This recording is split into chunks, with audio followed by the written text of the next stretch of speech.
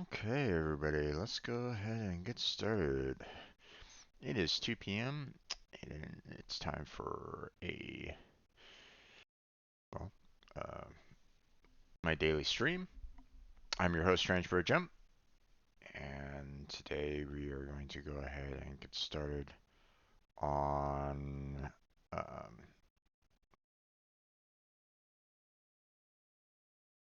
we're going to be going through some Pega, obviously. You know, obviously, if you're watching this, on YouTube,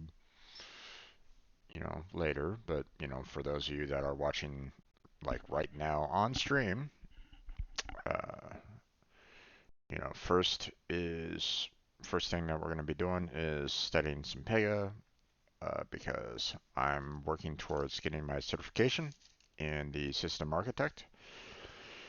Um,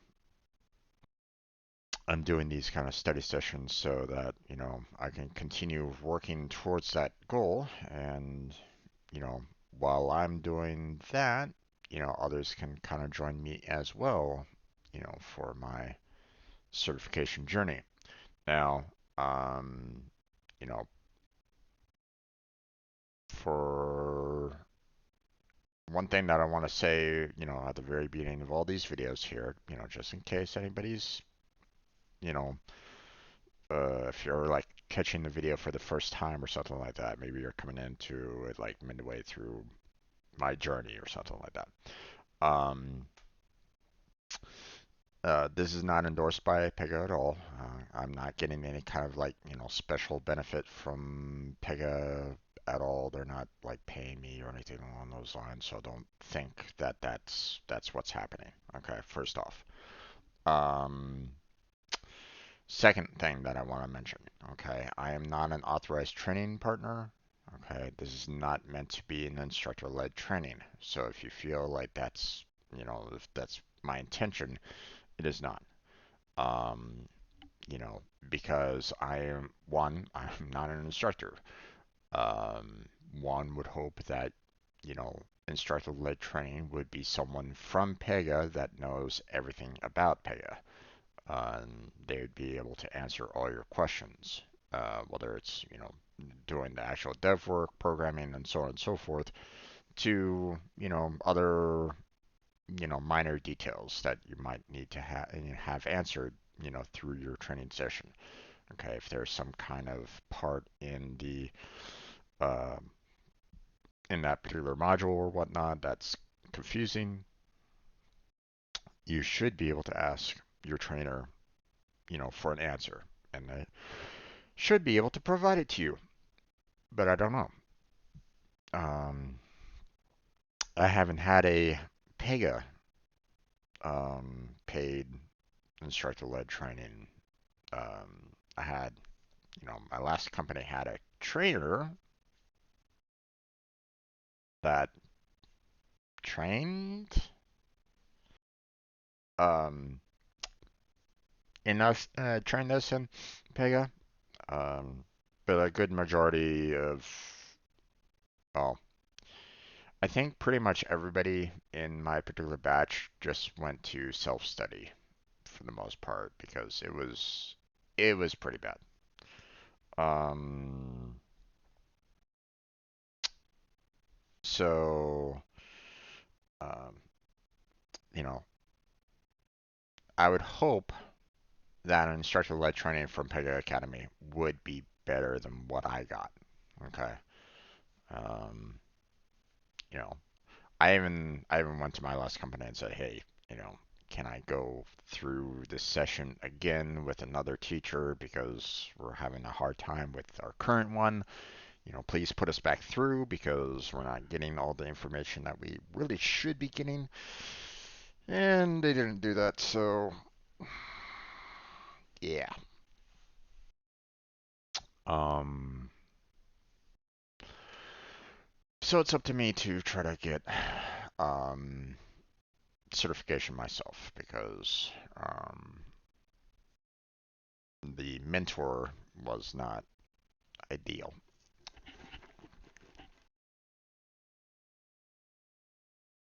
Okay. Um,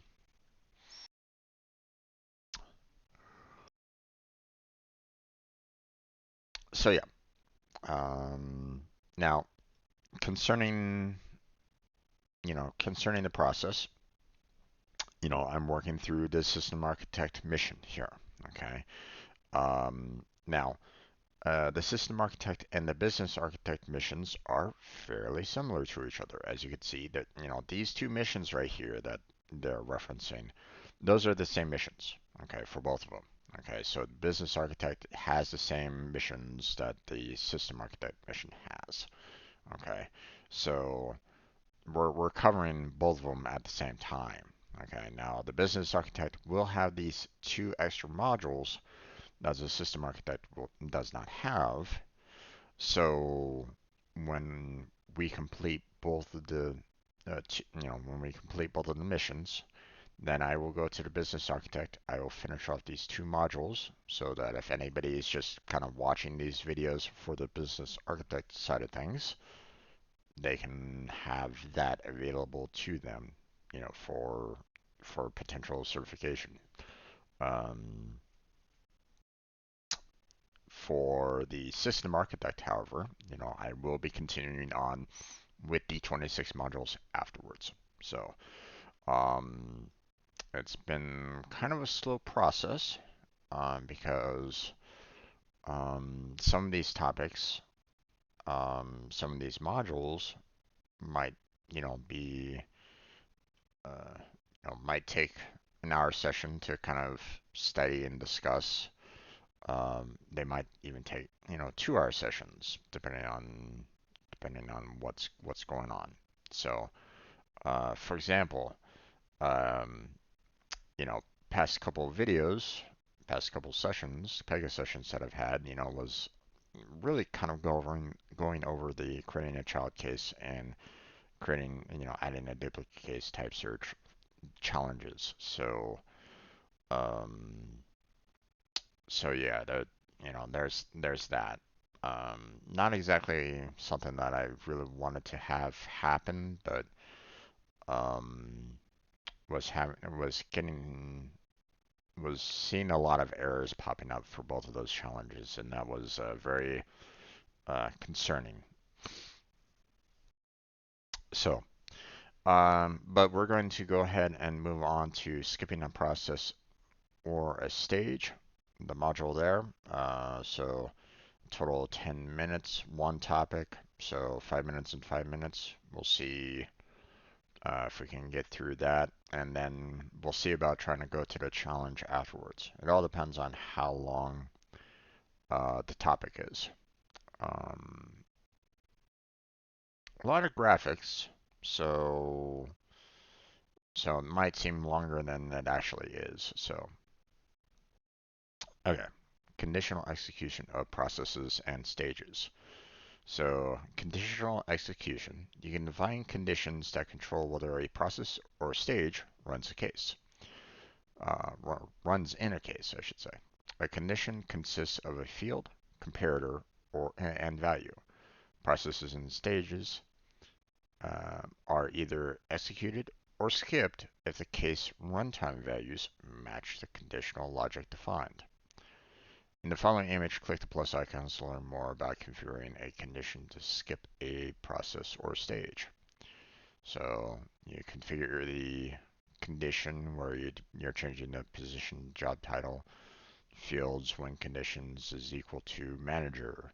So field or when condition, select a field or when condition. You can configure existing fields or conditions to form a simple or advanced logic string.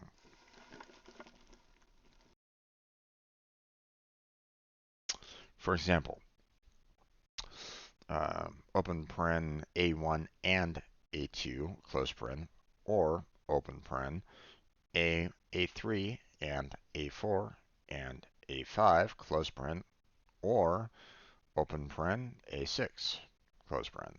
I mean, you don't really need the open paren or close paren there.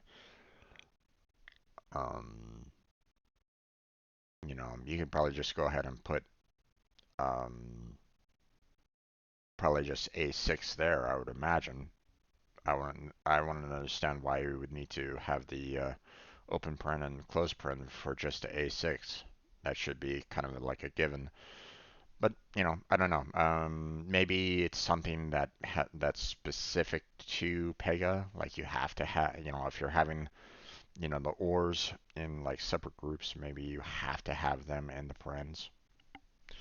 Um, I don't know how they kind of set that up, but all right.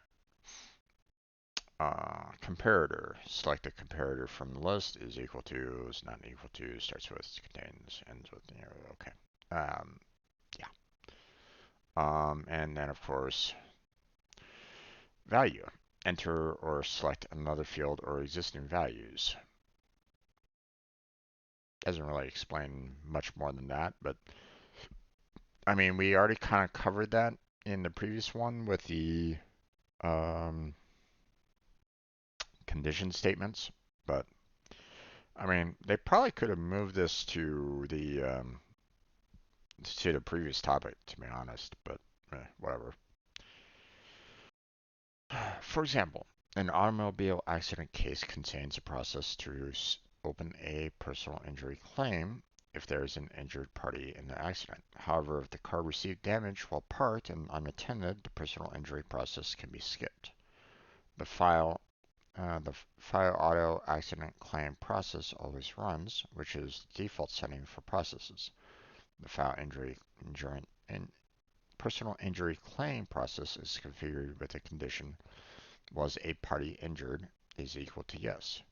As a result, the file injury claim runs only when there is a personal injury associated with the accident claim. Otherwise, the process is skipped. Was the party injured? Yes. Then you do the file personal injury claim. Was the party injury? No. Then this process can be skipped. So, skipping a process or stage. Skipping a stage. In the case lifecycle, select a stage of interest to configure a condition to skip a stage. By default, a stage never skips unless a condition is present. So, um, they're basically saying, hey, you're always going to have these stages go one by one by one all the way through every single time, unless you have the skipping a stage. Okay, that's the only time that you'll have, you'll, well, I mean, not maybe not the only time, but you know, um, you would have to kind of skip that stage one way or another, otherwise it will run. So probably same with the process as well. In the case lifecycle, select the process of interest to configure a condition to start a process. By default, a process always starts unless a condition is present. Same as the stage. So, building conditions. You can add more than one condition to a stage or process. For example, in the automobile accident case, the personal injury process initially runs based on a single condition. Was a party injured? Is equal to yes. You decide that the personal injury process should run based on two conditions. Was a party injured is equal to yes, and expense total is greater than $50. The file personal injury claim process is configured only to run when was a party injured is yes, meaning that there is a personal injury associated with an accident claim and the expense total is greater than $50.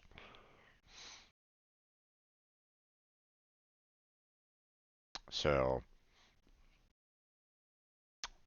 so in this particular case, was a party injured? Yes.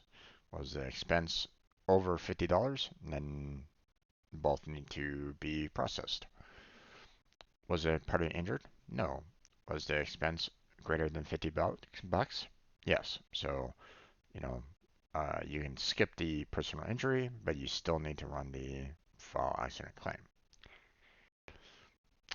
Was the party injured? Was the party injured? Yes.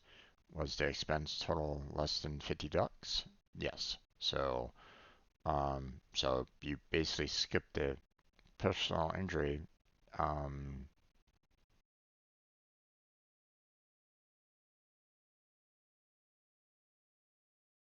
wouldn't you also want to skip? Well, I mean, wouldn't you want to mention the fact that, the accident claim doesn't process either? Um,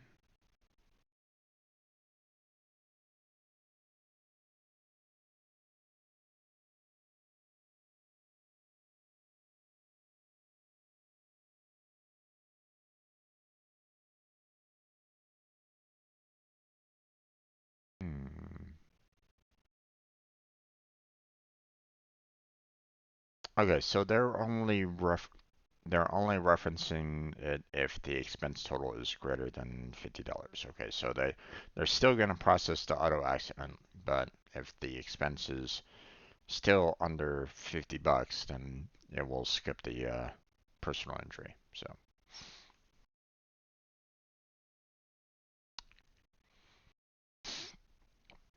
So if the party was injured, if the party was not injured, no and no, then the process is skipped no matter what. If there was an injury, but the expense was less than $50, then again, it gets skipped. And that's basically their mentality of it. All right, check your knowledge with the following interaction. Okay, so we are on our little quiz here, which is obviously pretty fast. We were able to get through that.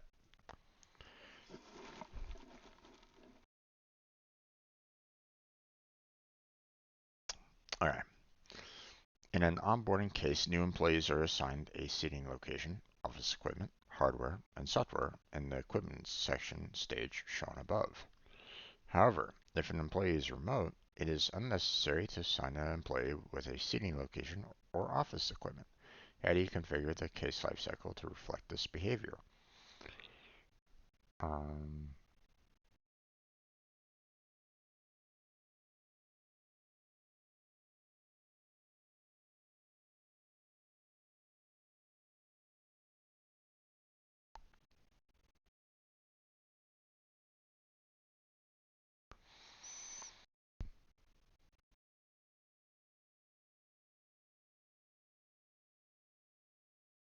so you can skip the facility setup, but you'd still want to do the IT setup for the employee if they're remote. So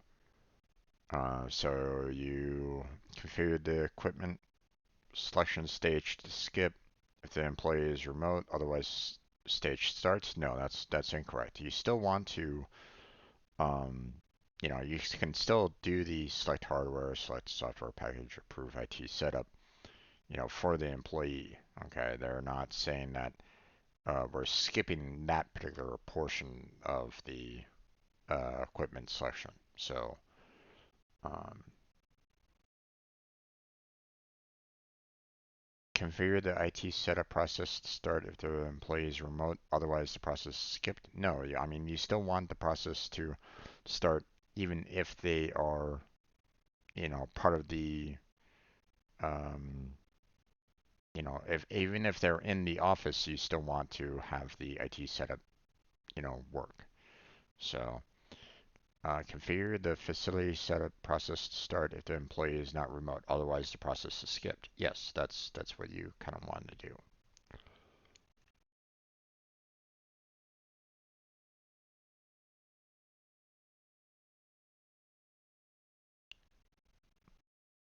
Um, Yeah, you want this third one there. So,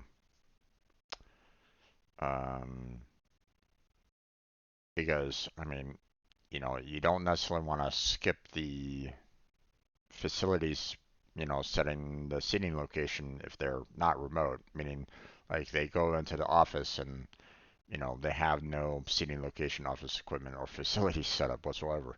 That doesn't really work for this fourth one either, so that's why that doesn't really work. So let's move on to the module quiz. It's going to be a fairly simple one, I would imagine. Probably about 3 questions. Yep.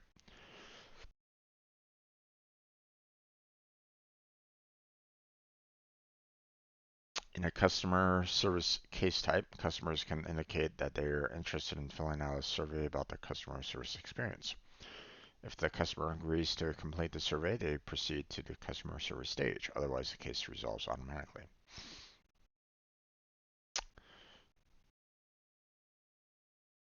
Configure the processes in the customer service stage to start if the customer indicates interest in filling out the survey. I mean, that's probably correct. Configure the customer service stage with the customer condition to start when the customer indicates interest in filling out a survey.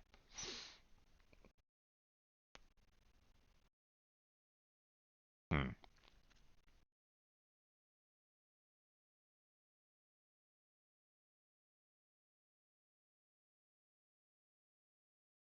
Oh no, this is configuring the processes in the stage. No, they can skip the stage entirely. Um, so we wanted to configure the stage with the customer condition to start when the customer indicates interest in filling out the survey. That sounds about right. Configure the customer service stage to never skip. That's incorrect. Configure the customer service stage with the customer condition to skip when the customer does not indicate interest in filling. Oh my gosh, this sentence is. You're gonna have to read these sentences very clearly because sometimes wording can be um, a little odd. So, customer does not indicate interest in filling in this survey. Okay, so the customer has no interest in filling out the survey.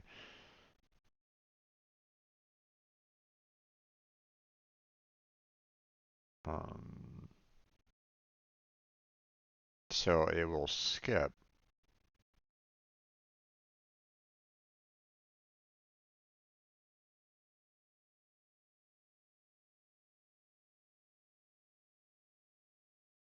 Doesn't this have the same? Aren't both of these the same?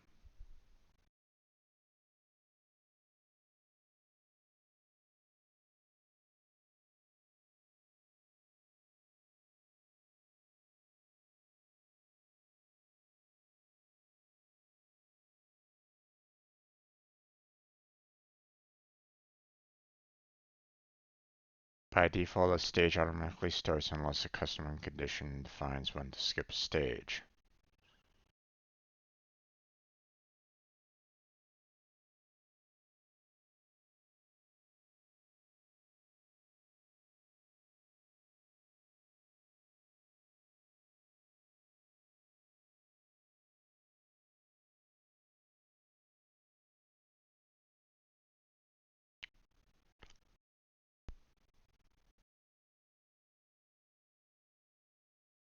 Oh, okay. I get what they're trying to point out. Okay, so because there is a customer service stage, included in the entire case lifecycle, okay, it will automatically be, it will automatically be done at the very end of the case lifecycle.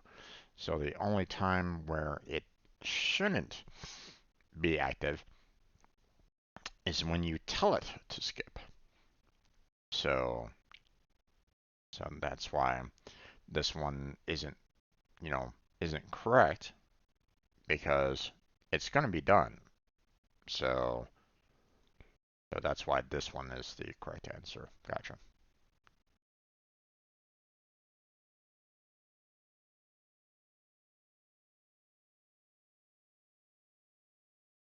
Okay, so we have four blank answers, two possible answers here.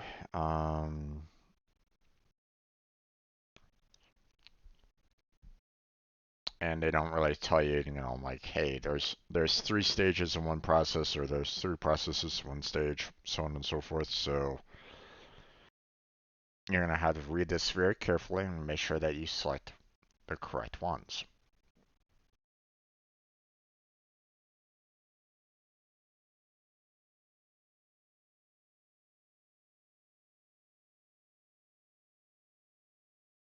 Um,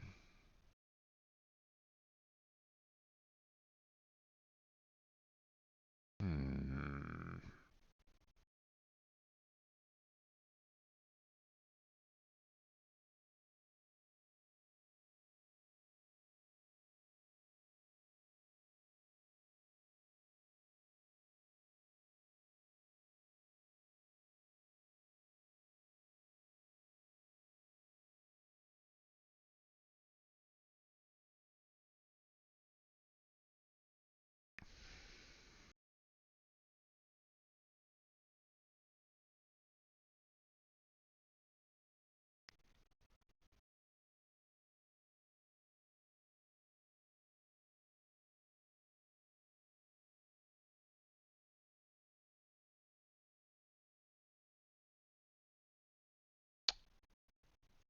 Okay.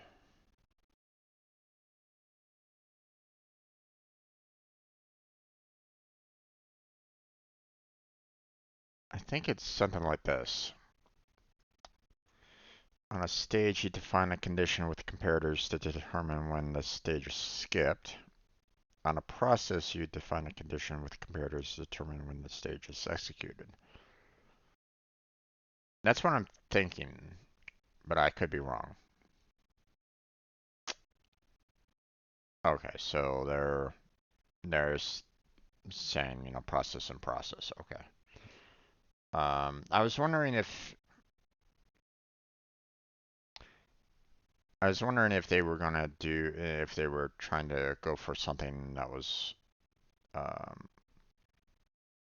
a little bit more, like, hey, in a process you can, set it up so that you can skip a stage, for example. So that's what I was thinking there, but apparently that wasn't what they wanted.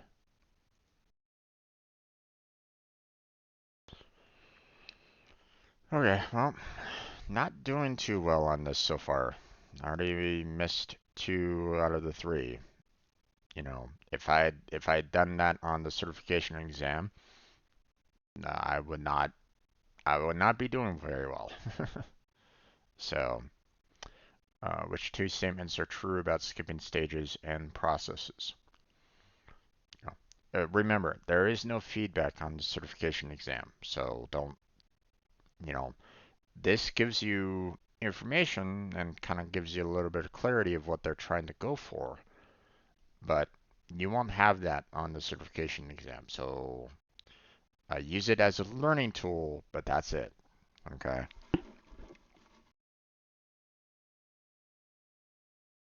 If you're trying to go for the certification, that's not going to be there. So, which two statements are true about skipping stages and processes? Choose two. Stages are always skipped unless configured to continue. Incorrect. You can add only one condition to a stage or process. No. A process always starts unless a condition is present. Yes. A stage never skips unless a condition is present. Yes.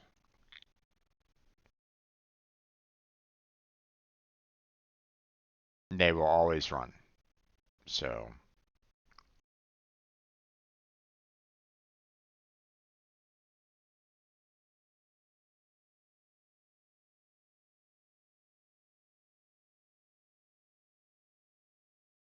okay. Okay, so this module has been completed. We can continue the mission, and we are moving on to the challenge. Now, they say that it's going to take about 10 minutes.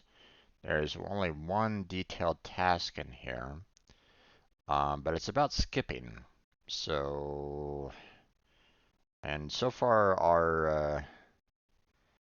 everything that we've done up, concerning this particular, um, uh, you know, concerning the roadside assistance, we've been having a little bit of difficulty with this. So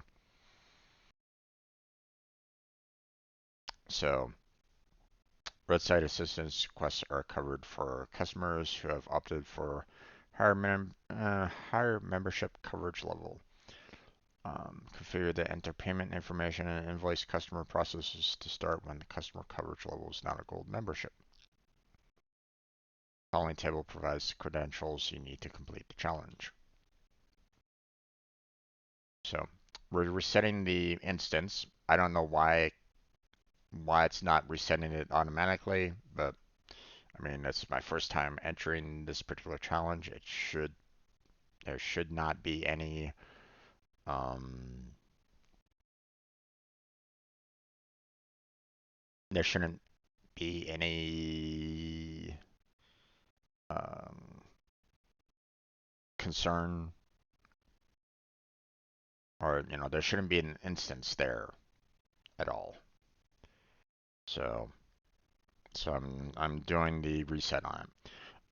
The challenge walkthrough is not something that we're going to be doing unless, of course, I find parts that are confusing or aren't really being explained very well, or um, maybe they added a step in the walkthrough, but then didn't actually mention it in the detailed tasks.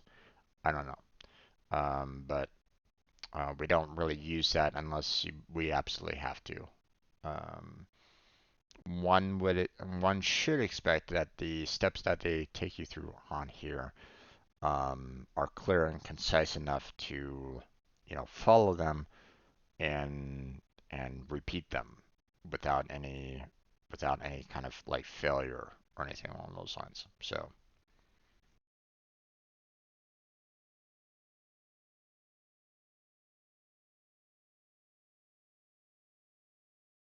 okay, so let's go ahead and log on in. We're gonna go into the first detailed task here, which in the App Studio navigation pane, click Case Types, choose the assistance request, case type to open the assistance request case lifecycle. And in the create stage, click the enter payment information process. Okay, so we're looking for this process in the create stage. So once everything loads in, then we'll get started.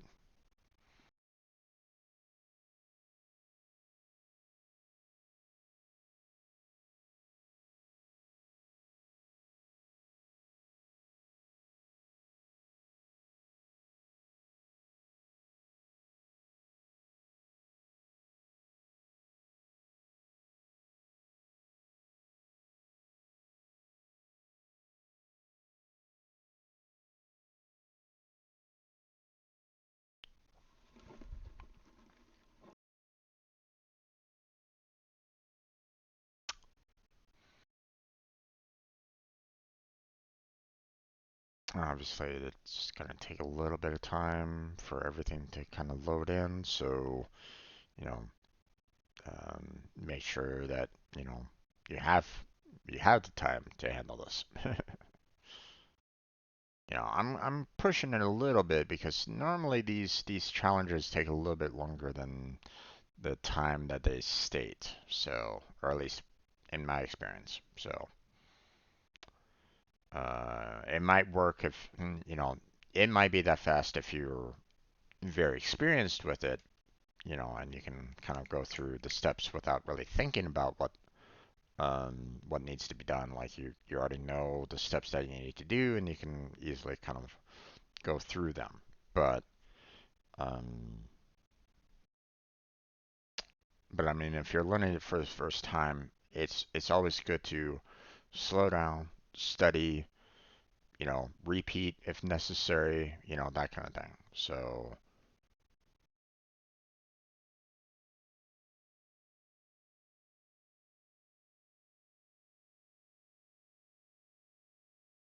wait until this clears. There we go. Okay, so we're going to case type. We're going to go to the assistance request. We're going to go to the create. and we are going to be going to the enter payment information process. So in the contextual properties pane on the right in the start process, otherwise skip list, select custom condition to display a gear icon on to the right of the dropdown. So um,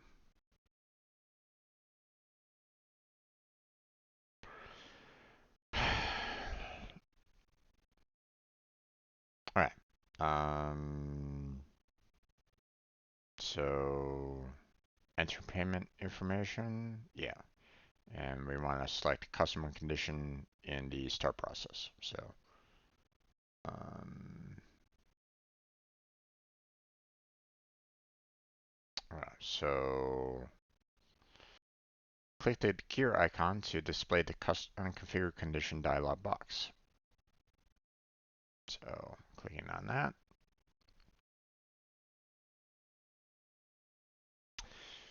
In the configure condition dialog box, in the field list, select fields, customer ID, coverage level. You can search for coverage level field using the search field or by clicking fields, customer ID.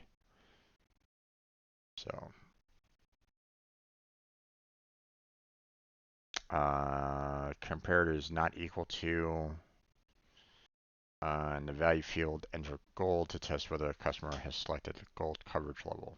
So, um, so we're here.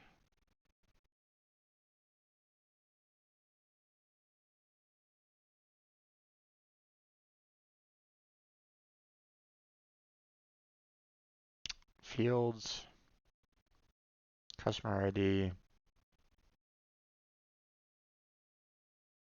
What was the third one?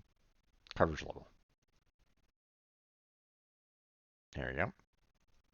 It's not equal to, and then gold.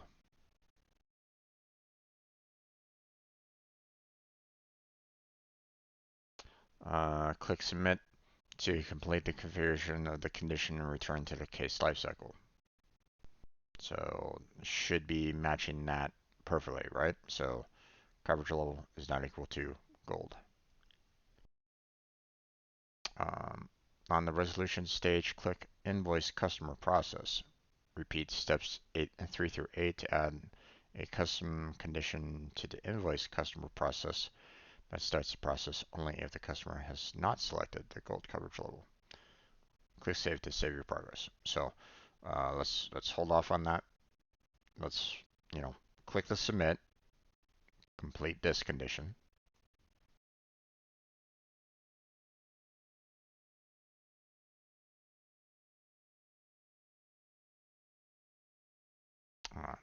And we're going to, on the resolution stage, click invoice customer process. So um, resolution stage, invoice customer process. We're doing a custom condition. We're doing the gear.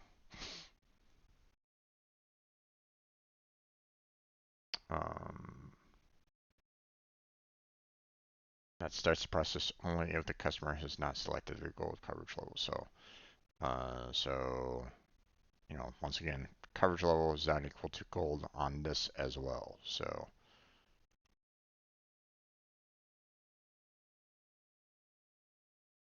fields, customer ID, coverage level is not equal to gold.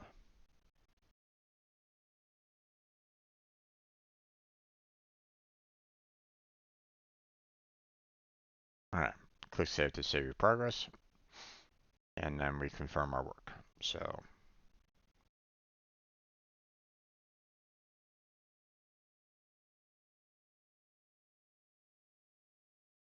you can also see here, coverage level is not equal to gold, on the resolution stage, and it probably is the same over here on the previous, process. Yeah. So now run a new instance of the assistance request case type, advance to the enter customer information form. So So we're doing the save and run. We're going to the enter customer information.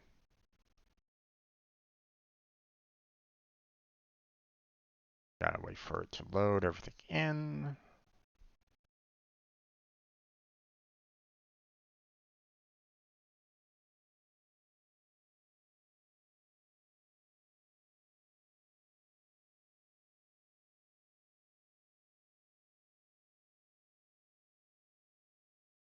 Okay, so we're at the enter customer information. This is where, we determine, are they gold status or not.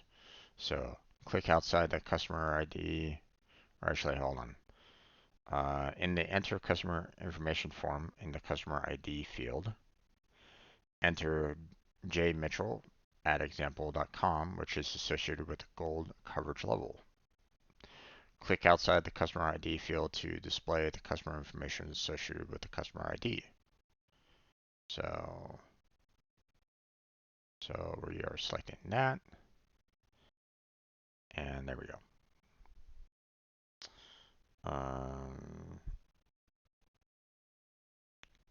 I guess they do this just in case, it's not showing up, directly. It's not showing up automatically. But it is for us, so we don't necessarily need to worry too much about that. Advance the case past the identified vehicle form, enter the payment information process. The enter payment information process is skipped. Okay. So we are continuing. Let's go ahead and make sure that there's no problems with, city, street, and, you know, street, city, state. Make sure that everything's good there. We're using the exact same information that we had before, so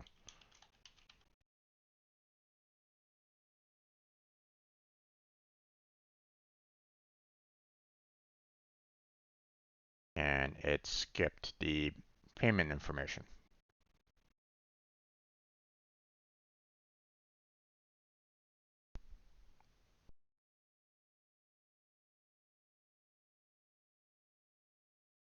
There it goes.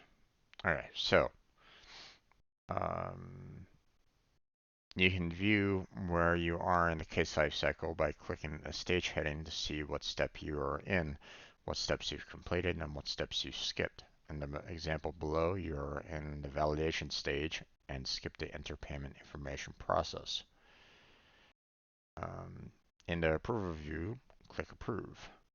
Advance the case to complete the service stage. The case is resolved after the service stage is completed. So if we click on that, you notice that, everything except for the enter payment information was processed. This one was skipped. We are now on the validation. So, and it's telling us to basically, continue through everything here.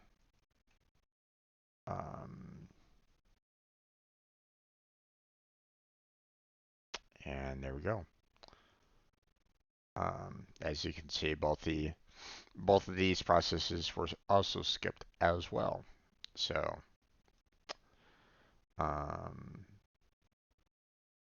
everything should be complete.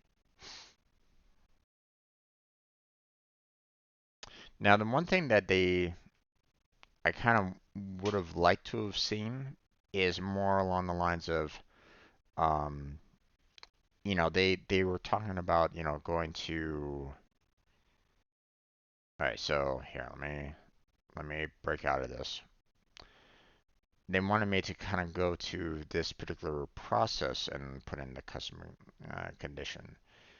But is that skipping the stage or skipping the process? One would think that maybe it's just kind of skipping the process, not necessarily skipping the stage. Now, I would like to know, is there a possibility for us to just kind of Um,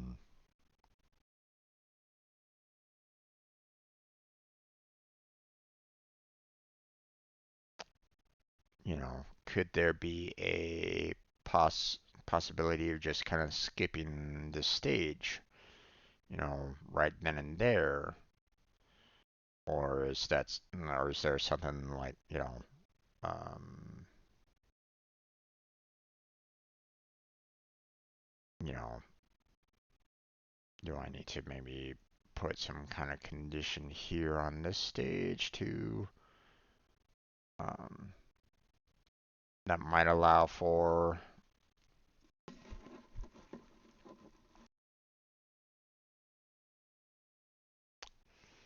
um,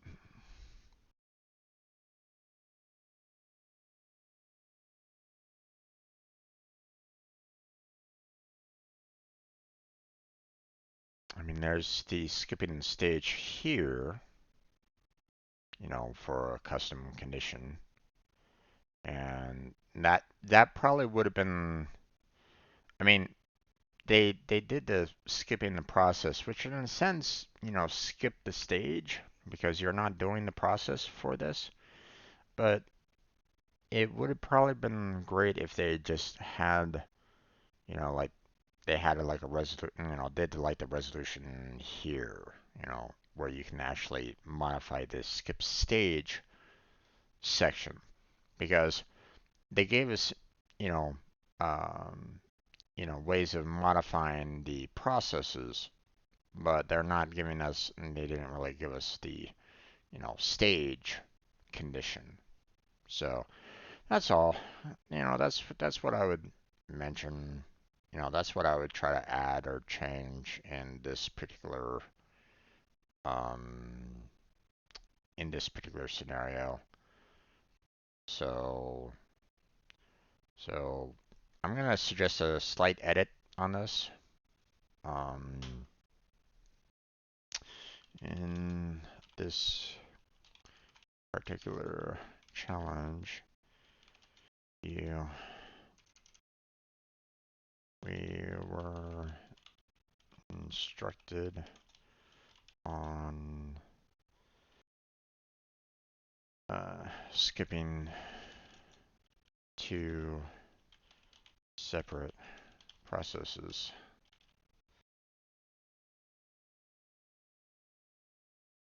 one of which skipped uh, skipped the entire stage.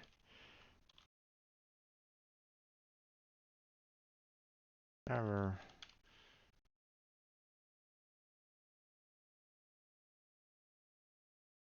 however, even though we skipped the last process slash stage, um, we didn't modify the stage itself to skip. Um, maybe consider modifying the challenge to um, allow for a condition to be set up on the stage itself and not the last process. So the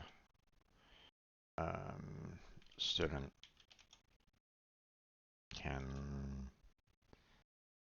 experience working on the condition for both process and stage.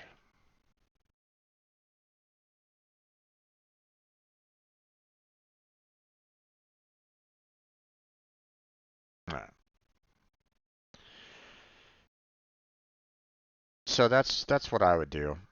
Um, now, um,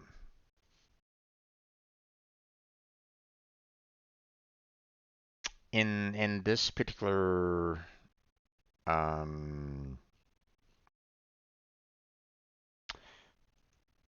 in this particular uh, you know module topic, um, the you know there's a lot of possibilities for what you can kind of do here.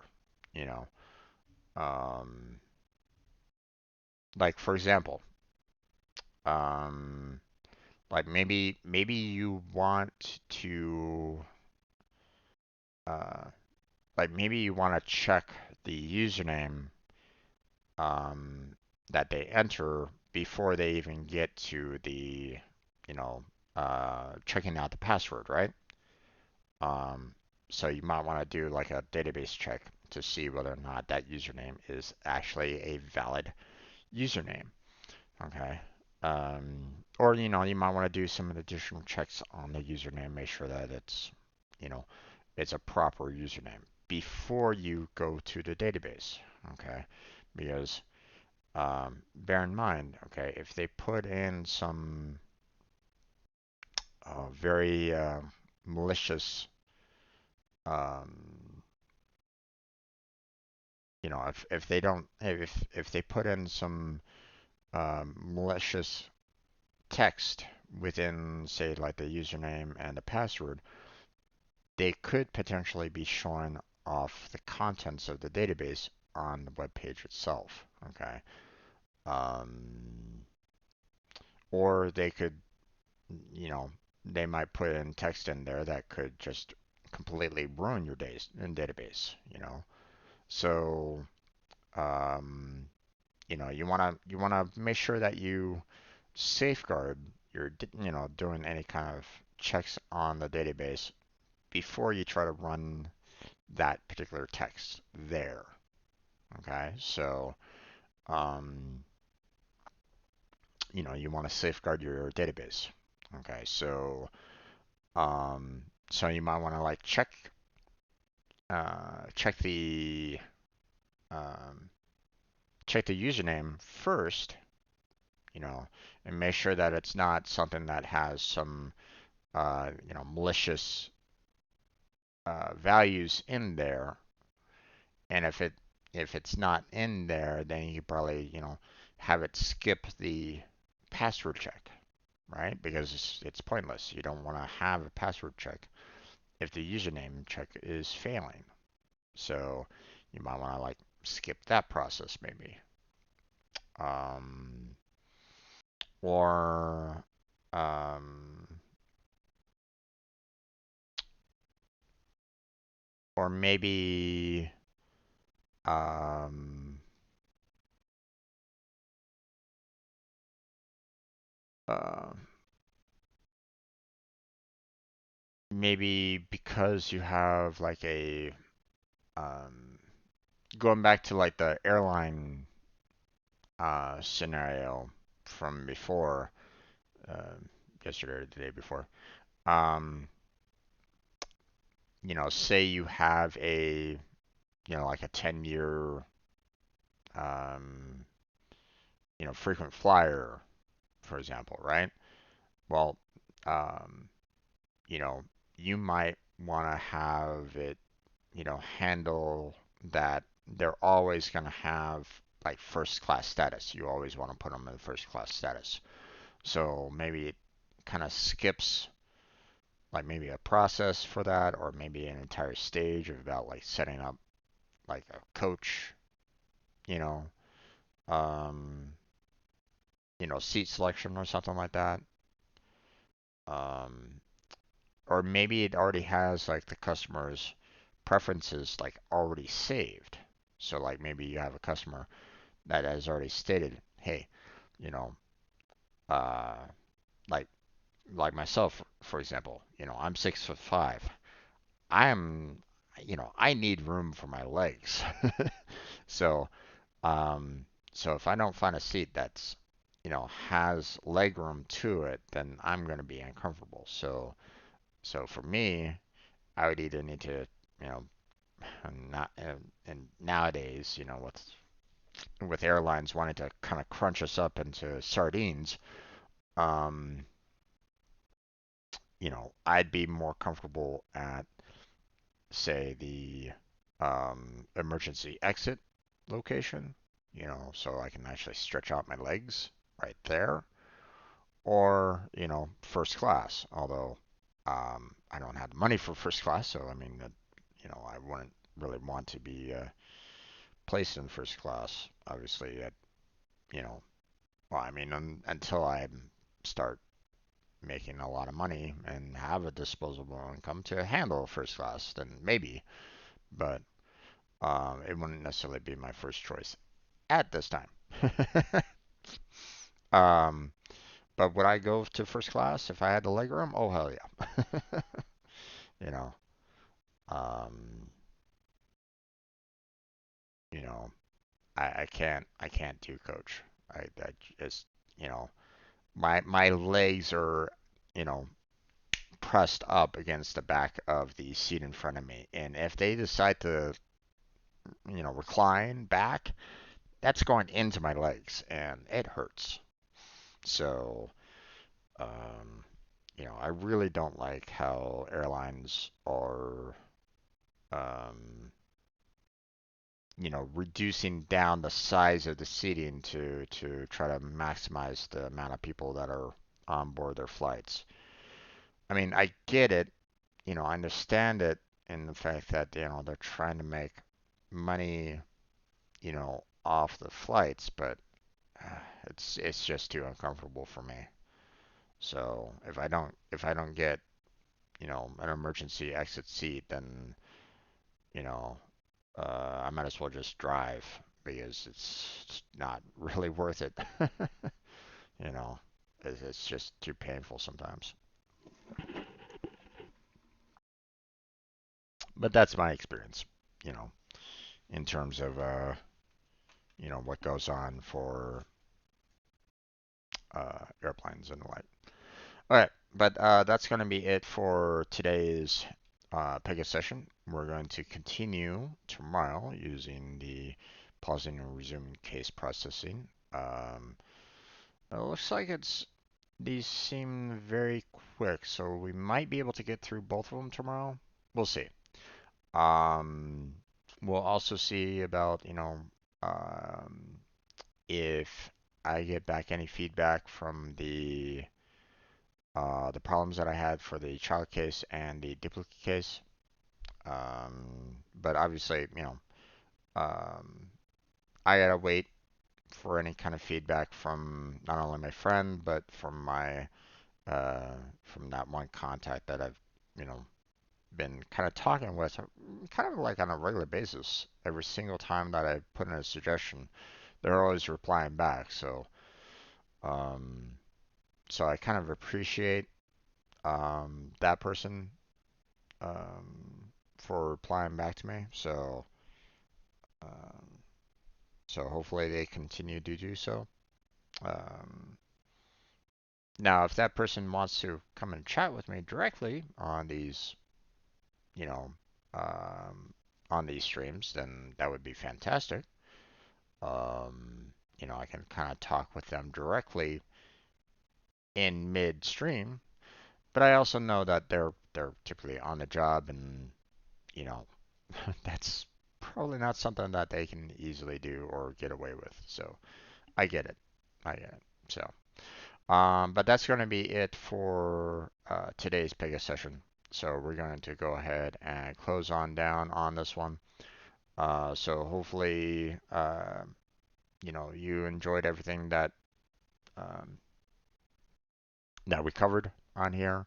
If you have any kind of questions, feel free to ask them in the comment section, or come to my live streams and ask right then and there if you want.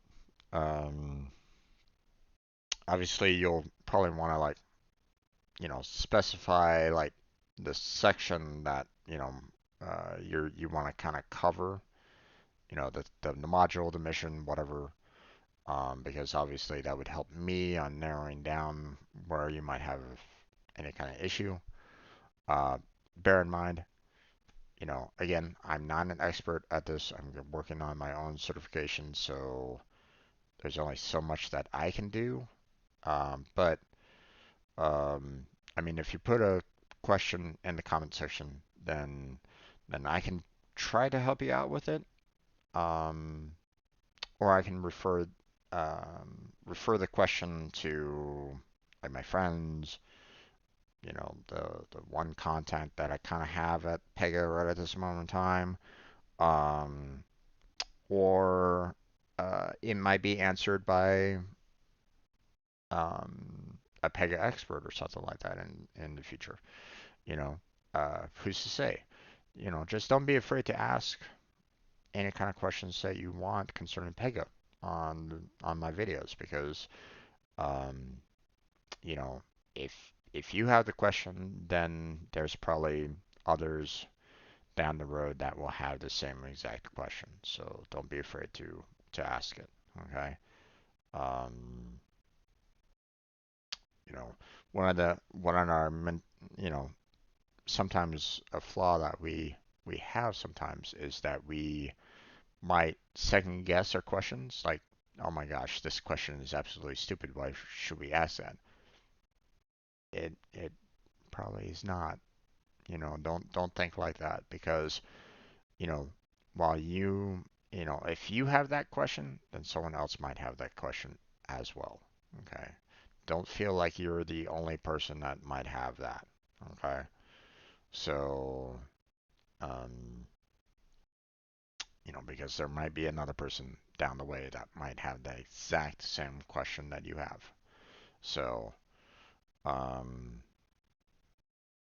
you know, there's billions of people on this planet. So, you know, you might have the question and a second person might have that question, you know, then the very next day. Quite could be quite possible. So, don't be afraid, okay? So, but yeah, we're gonna go ahead and stop the recording now.